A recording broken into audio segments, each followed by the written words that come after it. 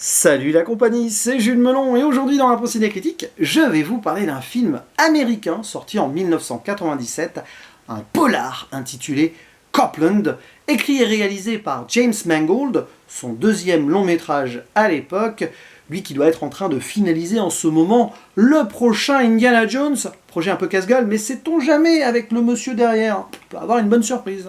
Et au casting, nous retrouvons dans le rôle principal un Sylvester Stallone métamorphosé, puisqu'il a gagné 20 kilos pour l'occasion, mais pas forcément à contre-emploi pour autant, même si ça a été assez perçu comme cela à l'époque.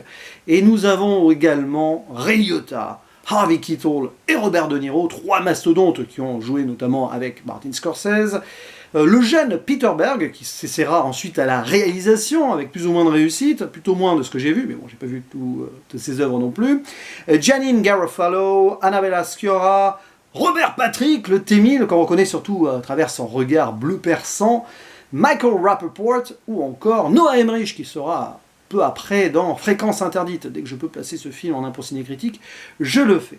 Et l'histoire se déroule près de New York, dans une ville dortoir, où séjournent des flics, voilà, qui ne peuvent pas vivre dans la grande ville, parce que là-bas, ils seraient trop menacés. Donc ils se sont installés à côté, je crois que ça s'appelle Garrison, et ils peuvent être en sécurité avec leur famille, en faisant régner peut-être un peu trop leurs propres lois, mais on va y revenir.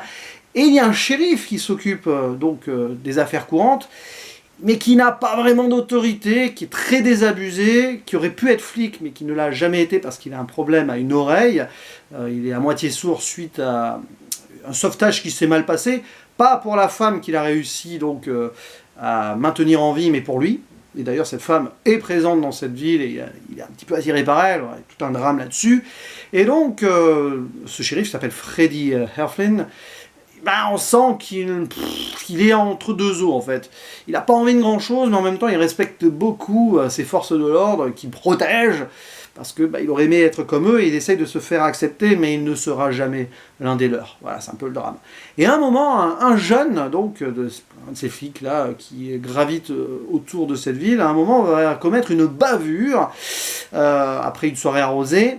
Et pour le protéger, ses collègues, dont le chef local, Ray, interprété par Harvey Keitel, vont le faire disparaître pour le protéger. Ils vont le faire passer pour mort, tout simplement, et le cacher. Et ça va mal se passer d'une certaine manière, d'autant plus que les affaires internes menées par un inspecteur, qui est joué par Robert De Niro, vont mettre leur nez et enquêter, et ils trouvent que c'est louche.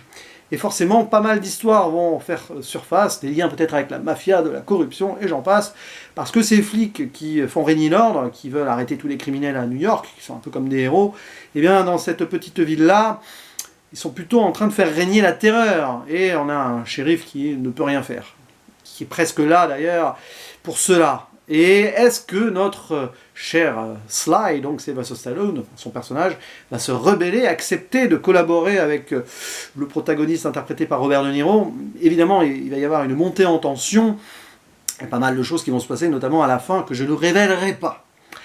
Et alors, ce film, je le découvre sur le tard, on me l'a vanté, l'un des meilleurs James Mangold. Jusqu'ici, ce metteur en scène me résiste un peu. Tentez pas. Disons que j'aime à chaque fois les films que je vois, de lui. Le Mans 66 au cinéma, mais je faisais partie de celles et ceux qui avaient le moins apprécié dans mon entourage. Walk the Line, très bien, mais Logan, que j'apprécie, mais par rapport à d'autres, un peu en dessous. Donc, j'étais en train de me dire que ça allait faire la même chose avec ce Copland, notamment quand j'arrivais donc aux 2/3, 3/4, j'étais là en me disant c'est très bien, une énorme psychologie, mais il y a un faux rythme, il y a des grosses ficelles scénaristiques, notamment justement avant l'acte final, tu te dis oui, ok, d'accord, mais il y a cette conclusion qui te renvoie le film en plein la figure, qui te fait remonter des choses, et qui te montre l'intelligence d'écriture, et puis surtout la profondeur de pas mal de personnages complexes, y compris évidemment et surtout ce shérif, qui est quand même présenté au début presque comme un benet maladroit, mais on voit très vite qu'il est juste en mode, il a baissé les bras, enfin il est là, il fait ce qu'il peut, parce que il gravite quand même dans un milieu qui n'est pas vraiment le sien, mais qui aurait pu être le sien, mais il ne peut rien faire. Il a une collègue qui essaye à un moment de dresser une contravention à Ray, le grand Manitou si on veut, mais non, c'est pas possible. Ils peuvent faire ce qu'ils veulent, les flics qui vivent là. Donc ce shérif est totalement inutile. parce que il n'y a pas de criminalité tant que telle, les flics sont pas menacés, donc voilà. C'est absolument, voilà, il ne sert à rien, aucune autorité, même dans ce qu'il dit, dans ce qu'il fait, il n'est pas pris au sérieux. Donc c'est assez dramatique, il y a une vraie tragédie là-dessus, donc c'est profond. Mais après voilà, ce faux rythme, il est nécessaire forcément, puisqu'on a le quotidien de cet homme, qui a vécu cette... Voilà, il a fait cet acte héroïque, mais pourquoi au final? D'autant plus que la femme qu'il a sauvée, il n'a même pas pu l'obtenir, elle a épousé un autre homme. Voilà, il a un pote là, donc, qui est joué par Ray Liotta, qui est très borderline aussi, un petit peu à deux doigts, ouais, il est un peu drogué et tout, voilà, d'ailleurs c'est un personnage bien ambigu et complexe qui va être intéressant dans la finalité, parce que quelle partie va-t-il prendre? Bonne question. Et voilà. Et puis Harvey Keitel, très détestable, hein, ce Ray Donlan, je crois, c'est ça son nom. Voilà, il aime bien jouer ces méchants-là aussi, Harvey Keitel, souvent, il a le charisme pour, là, comme ça, etc. Et puis intervient Robert De Niro, qui n'est pas hyper présent dans le film, hein, c'est un peu la surprise. Il ne doit pas être là plus de la moitié du temps, voire même du tiers, mais qui veut se battre contre des moulins à vent et essayer de faire tomber cette corruption qu'il juge palpable, et qui pense que donc le jeune flic n'est pas mort, hein, qu'il est ailleurs, et en effet il n'a pas tort. Et pourquoi? Et il va essayer de creuser, mais bon, il va faire face un petit peu aussi à une certaine impossibilité d'action, comme le shérif. Et à un moment, les deux vont essayer quand même de se mettre d'accord ou pas, et c'est plus compliqué que prévu. Puis il y a ce grand final qui est assez fort. Et moi, ce que j'ai aimé dans ce film, au final, justement, le final, voilà, mais aussi c'est que James Mangold prouve, j'aime beaucoup ça quand même, parce qu'il le fait avec subtilité, pas que, mais quand même, au final, c'est bien, que c'est un très grand cinéphile.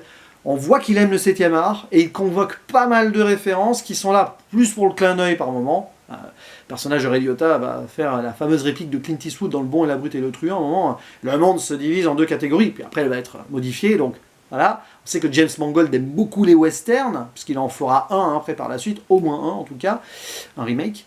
Et donc il y a ça, c'est presque un western urbain, c'est entre polar, film noir, ouais, polar, et western urbain ici, enfin western périurbain presque on va dire. Il y a clairement de ça, et film de mafia si on veut, il y a aussi du Scorsese hein, qui traîne. Il y a beaucoup de Sidney Lumet aussi, je trouve, dans cette approche-là, sur le plan formel également, avec, sans en dire plus, la ville de New York au loin, le pont, le Hudson, c'est un des plans finaux, sans en dire plus, ça révèle rien, ça spoil rien, mais c'est clairement un écho au film que j'ai découvert il n'y a pas longtemps d'ailleurs, hein, de Sidney Lumet, j'en ai parlé sur la chaîne, Le Prince de New York.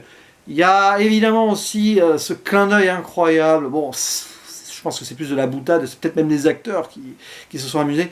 Ben, c'est pas vraiment un clin d'œil, c'est que quand on sait que ce sont ces deux acteurs qui se retrouvent, Harvey Keitel et Robert De Niro, voilà, les personnages en fait se retrouvent après des années et sont là en mode « Ah tiens, on se serait pas vu quelque part !» hein, genre « Hey, Harvey !» Robert De Niro qui dit ça « Hey, on se serait pas vu dans un Scorsese, on aurait pas joué ensemble, par exemple hein, !» Vous voyez l'idée, quoi. Donc il y a ces petits détails-là, et c'est vrai que c'est du cinéma qui ne va pas aller dans la flamboyance, mais qui est vraiment dans l'efficacité. Et je disais Sidney Lumet, il y a aussi probablement du John Ford dans ce film-là, mais dans un autre contexte, qui mélange donc ces films de gangsters qu'on a pu voir. C'est une belle hybridation, en fait, ce Copland. J'aime bien. Ça n'invente rien, ça ne révolutionne rien, mais il se passe quelque chose. Et puisqu'on en est ici à questionner le côté méta et référence, Sylvester Stallone, quoi. Il n'a pas été choisi par hasard. Et son personnage, c'est un petit peu notre cher Sly dans le monde du cinéma. C'est quelqu'un qui aurait aimé être considéré comme une légende, enfin, par les grands cinéphiles, vous voyez, un grand acteur et tout, ce qui n'était pas dans les années 90, maintenant plus. Hein. Mais voilà, c'était un peu le gars très bankable, machin, mais son talent n'était pas reconnu à sa juste valeur. Pourtant, quand même, Rambo, Rocky, rien que ces deux premiers films, hein. Enfin, les deux premiers films de ces sagas, quelle profondeur psychologique, écriture, personnification, quand même, ça va au-delà du gros cinéma pour le divertissement, bien au-delà même. Eh bien, ici, il est là, et il a envie, mais il n'a pas pu peut-être avoir cette carrière ultime, alors, la reconnaissance ultime de ses pairs surtout, parce que du public, bah, peut-être qu'il en a eu plus finalement qu'un Harvey Keitel ou Ray Liotta, voilà. Et ici, c'est presque touchant. Voilà, je pense qu'il s'est beaucoup donné, parce qu'il s'est reconnu dans le personnage de Sylvester Stallone, mais on transfère le côté flic au monde du cinéma, et c'est un peu ça, quoi. Voilà. Donc, d'autant plus intéressant que le final, c'est pas forcément un écho, mais il y a cette idée-là de, on peut le dire, de vengeance sur le destin, même si c'est un peu gros, c'est un peu l'idée quand même. Donc, rien que ça, voilà. C'est pour ça que j'avais envie de dire, Sylvester Stallone, non, il n'est pas à contre-emploi spécialement ici. Il a déjà œuvré dans des moments dramatiques et une grande profondeur de ses personnages. Mais pour les gens à l'époque, peut-être que c'était une découverte, une pseudo-découverte, allez savoir. Comme quoi, hein. Mais je pense que c'est un film qui a un tournant dans sa carrière. Voilà, vous pourrez le confirmer hein, dans les commentaires. Il faudra que je songe d'ailleurs à visionner enfin la vidéo de Réservoir Vlog sur Sylvester Stallone, parce que justement je me l'étais réservé en attendant de rattraper quelques films, dont celui-ci, du monsieur. Parce que je crois qu'il l'a ressorti récemment sur sa chaîne avec quelques ajouts. Bref, voilà, donc Copland, franchement, rien de plus à dire. Hein. Après, l'intrigue en elle-même, voilà, elle évolue, c'est... Je l'ai dit, le scénario, bon, peu importe. Il y a une conclusion qui est assez forte, donc ça marche. Mais c'est un bon film, et enfin, je vais mettre un 8 sur 10, un film de James Mangold, parce que jusqu'ici, voilà, je me répète, j'ai beaucoup aimé quand même, hein, Logan, Le Mans 66 et Walk the Line. Beaucoup aimé, mais jamais au-dessus de 7. Là, ça y est, je franchis le pas, et ce sera donc un 8 sur 10, et à date, mon James Mangold préféré, voilà. N'hésitez pas à dire en commentaire ce que vous pensez de ce métrage, quel est votre film préféré du metteur en scène, voilà, ça m'intéresse, ou de votre film préféré avec Sylvester Stallone, pourquoi pas. Et il ne me reste plus qu'à vous dire à la prochaine, ciao.